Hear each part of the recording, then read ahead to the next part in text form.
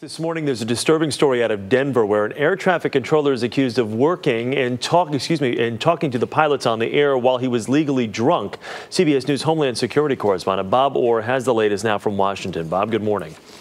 Good morning, Chris. Well, air traffic controllers around the country are already under fire for a series of lapses on the job, and this undoubtedly will bring more outrage. CBS News has now confirmed that a controller in Denver has been sent home after failing a drug and alcohol test. The controller in question, reportedly a veteran and former union rep, worked at the Denver Air Route Traffic Control Center, a busy facility responsible for almost 300,000 square miles of airspace over 9 states. On July 5th, the unidentified controller was randomly tested midway through his shift. At the time, he was directing live air traffic. The FAA will not disclose his blood alcohol level, but he has since been removed from duty.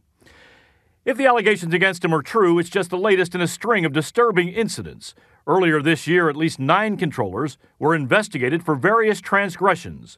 Among them, February 19th, a controller is found intentionally sleeping in the radar room in Knoxville, Tennessee, forcing colleagues to assume his duties. That offender has since been fired. March 23rd, a controller at Reagan National Airport in Washington is suspended for failure to respond to 2 incoming planes.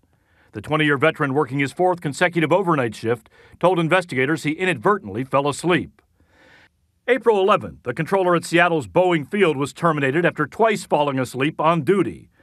The next day, a controller is found sleeping in the tower at Reno Tahoe International Airport, while a medical flight tries to reach him.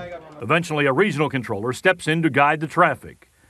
Now, as for this new Denver case, we have no indication at this time that the suspended controller was involved in any kind of problem or incident with airplanes he was handling the night he was removed from duty.